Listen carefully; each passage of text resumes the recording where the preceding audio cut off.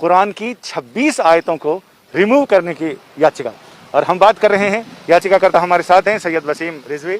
वसीम साहब, ये कौन सी 26 आयतें हैं जिसको आपने रिमूव करने की अर्जी लगाई है सुप्रीम कोर्ट में? गुहार।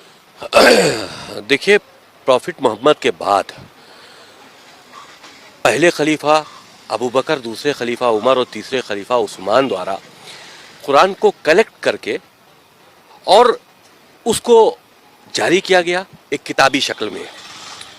कुरान के अंदर कुछ आयतें ऐसी हैं जो आतंक को बढ़ावा देती हैं, वायलेंस टीचिंग हम कहें उसको एक तरह से, वो कुरान के अंदर इस तरह की बातें हैं और बहुत अच्छी बातें भी हैं जो इंसानियत के लिए हैं। तो अल्लाह के मैसेज दो तरह के नहीं हो सकते। तो ये तीन जो खलीफा थे, इन्होंने ताकत का इस्तेमाल करते हुए कुरान के अंदर अमेंडमेंट करके इस तरह की आयतों को डालकर कुरान शरीफ को दुनिया के लिए जारी किया और उसी का सहारा लेकर पूरी दुनिया में आगे बढ़े हैं ताकत के दम पर इस्लाम को फैलाने के लिए। हमारे मजहब की जो बात है वो है, अगर कोई कहता है कि आपके कुरान में इतनी आयतें ऐसी है जो हमें हजम नहीं होती तो आपको नहीं होती, हमारा तो मजहब ही आपको हजम नहीं होता। अल्लाह कुरान में कहता है, हुवल्लज़ी अरसल रसूलहु बिल हुदा व दीनिल हक लियुज़हिरहु अला दीनि कुल्ली। आगे का टुकड़ा कुरान क्या शानदार बात करता, कुरान की तो सारी बातें। वलाउ करिहल मुशरिकून, अल्लाह फरमाते वो अल्लाह है जिसने दीन हक लेकर अपने महबूब को भेजा और ये दीन तमाम अदियान बातिल पर गालिब आकर रहेगा। अगर मुशरिकीन को बुरा लगता है तो बुरा लगता रहे, अल्लाह अपने दीन को गालिब करेगा, अल्लाह का दीन गालिब होकर रहेगा। अगर हमारे कुरान से किसी को कोई बात समझ में नहीं आती तो वो हमारे पास आकर समझे ना। वो ये मुतालबा कैसे कर सकता है कि आपको ये, हम इसे कुरान में रहने नहीं देंगे, आपको क्या हक है?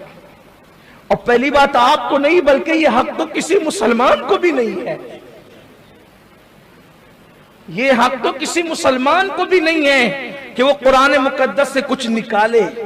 वो निकालेगा तो वो खुद निकल जाएगा, उसको निकालने का हक नहीं है। और जो निकालने की बात कर रहे हैं वो निकल चुके हैं, उनकी कोई बात नहीं है। कुरान हक है। और याद रखना, खुलफाए सलासा के दुश्मन सुन ले, खुलफाए सलासा के दुश्मन सुन ले, खुलफा ने किसी चीज को कुरान में शामिल नहीं किया है। यह खुलफा का एहसान है कि जो कुरान था बेअैन ही उन्होंने उम्मत को अता किया है, ये उनका एहसान है। इसलिए मुसलमानों को दाएं बाएं देखने की कोई जरूरत नहीं है।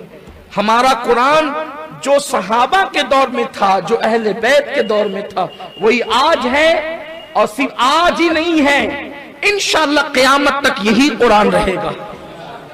कुरान कहता है, इन्ना नहनु नज़्ज़लना ज़िक्र व इन्ना लहू लहाफ़िज़ून, कि हमने इस कुरान को नाजिल किया, हम इसकी हिफाजत करेंगे। दौर है, लोगों की जबानें लोग बोलते रहे। इस तरह के लोग जो अकबर के दौर में थे, बाद में भी रहे और अब भी हैं और रहेंगे, जिनकी अपनी तबीयत में न मजहब है न मसलक है, जिनका हाल रास्तों के चनों की तरह है कि वो किसी के भी हाथों बिक सकते हैं, हमें उसके लिए परेशान रहने की कोई जरूरत नहीं है।